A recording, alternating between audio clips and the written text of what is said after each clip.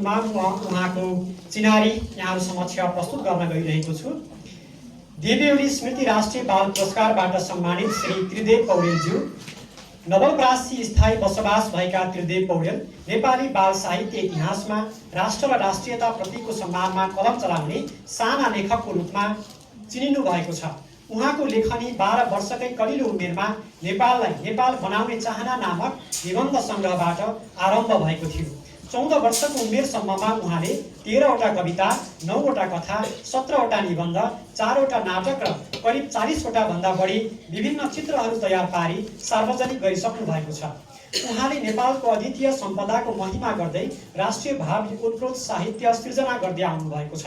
वक्तृत्व, वाद विवाद, हाजिरी जवाफ, खेलकुदमा सहभागी भई उहाँले आफ्नो प्रतिभा उजागर गरी विभिन्न पदक तथा सम्मान प्राप्त गरिसक्नु भएको छ।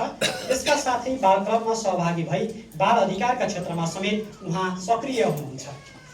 अब भने हामी श्री त्रिदेव पौडेलज्यूलाई पुरस्कार समर्पण गर्न गइरहेका छौँ। पुरस्कार ग्रहणका लागि उहाँलाई अगाडि आइदिन म हार्दिक अनुरोध गर्दछु र पुरस्कार समर्पण गरिदिनुका लागि आजको यस कार्यक्रमका प्रमुख अतिथिज्यू र यस कार्यक्रमका अध्यक्षज्यूलाई हार्दिक अनुरोध गर्दछु।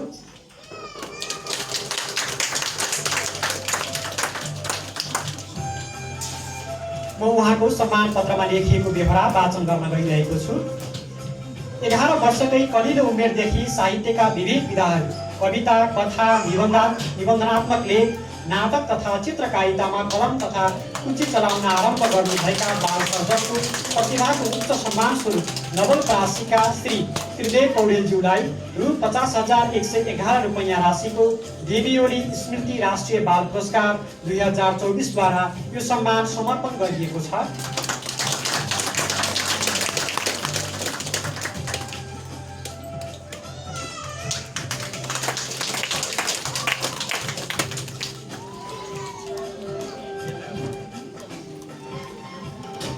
धन्यवाद अध्यक्षज्यू, प्रमुख अतिथिज्यू। अब फेरि पनि आफ्नो मन्तव्य राखिदिनु हुनका लागि भर्खरै सम्मानित हुनुभएका श्री त्रिदेव पौडेलज्यूलाई म हार्दिक अनुरोध गर्दछु।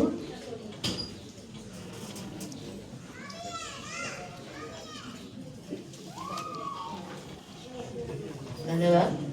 यस सभाका सभाध्यक्षज्यू, प्रमुख अतिथिज्यू, ड्यास महासंघ सम्पूर्ण विशिष्ट अतिथिज्यू, आज यहाँ पुरस्कृत हुनुभएका सम्पूर्ण महानुभाव तथा मलाई तथा यहाँ पुरस्कृत सम्पूर्णलाई अझै प्रोत्साहन गर्ने यहाँ उपस्थित हुनुभएका सम्पूर्ण महानुभावहरूमा म त्रिदेव पौडेलको तर्फबाट नमन व्यक्त गर्दछु। आज रुद्रगौरी श्री अम्बिका ओली प्रतिष्ठानबाट देवी ओली स्मृति राष्ट्रिय बाल पुरस्कार 2024बाट पुरस्कृत हुन पाउँदा म आफूलाई अत्यन्तै भाग्यशाली ठान्दछु। म आज यहाँ उभिएर बोल्नुको पछाडि मेरो आमा बुवाको, मेरा अभिभावकहरूको ठुलो भन्दा ठुलो योगदान रहेको छ। उहाँहरूले मेरो कला नबुझ्नु भएको भए, मैले कलम चलाउन सक्छु भनेर नहेर्नु भएको भए सायद मेरो कला त्यतै बिलाउँथ्यो होला, म यहाँ हुँदिन थियो होला। मैले लेख्न जागरुक लाग्यो, म लेख्न थालेँ। त्यसलाई उहाँहरूले एउटा मैले गर्न सक्छु भनेर ठानेर मलाई झन् प्रोत्साहन गर्नुभयो। त्यसैका कारण म यहाँ छु। केही वर्ष अघिको कुरा गरौँ। बजेट भाषण। हाम्रा नयाँ सरकार बनेको थियो। चुनावपछि बजेट भाषण भइरहेको थियो। सबै नेतागरहरूले भनिरहनु भएको छ, यस्तै गरी वक्तव्य राख्नु भएको छ, म नेपाललाई स्विजरल्यान्ड बनाउँछु, म नेपाललाई जापान बनाउँछु भनिरहनु भएको छ। तर मेरो दिमागमा अर्कै कुरा चलिरहेको छ, मेरो मनमा अर्कै कुरा चलिरहेको छ कि नेपाललाई स्विजरल्यान्ड, जापान बनाउनु ठिक हो त? कि नेपालको आफ्नो विशेषता पनि छ त? नेपाललाई नेपाल किन बनाउन सकिँदैन?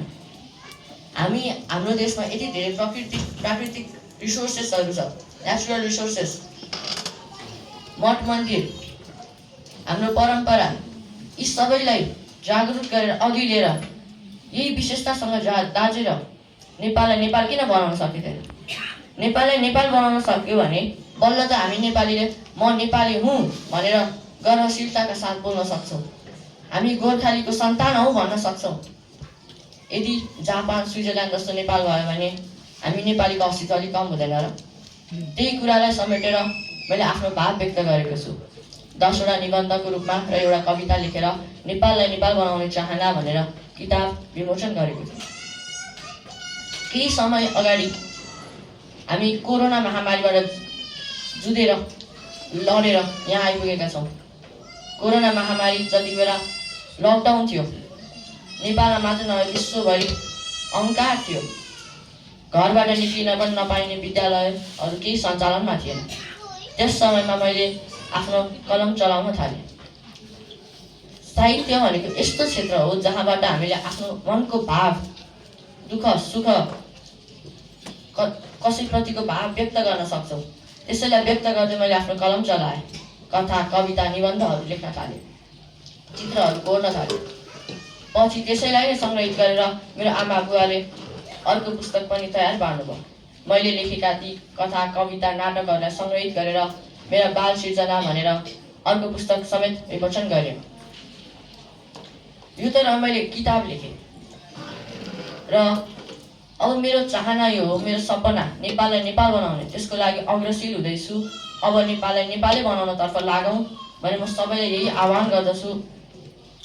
अन्त्यतः रुद्र गौरी श्री अम्बिका ओली प्रतिष्ठानबाट मलाई यस बाल पुरस्कारबाट सम्मान गर्नुभएकोमा म धेरै धेरै कृतज्ञता व्यक्त गर्दछु।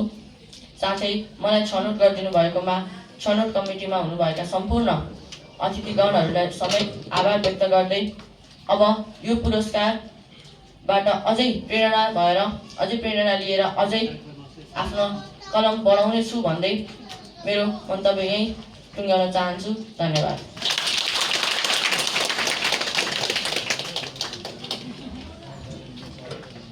धन्यवाद श्री त्रिदेव पौडेलज्यू। अब भने यस कार्यक्रममा यस प्रतिष्ठानका संस्थापक श्री प्रसाद ओलीज्यूको सम्मानमा श्री भानुभक्त कुबेन्देलीले रचना गर्नुभएको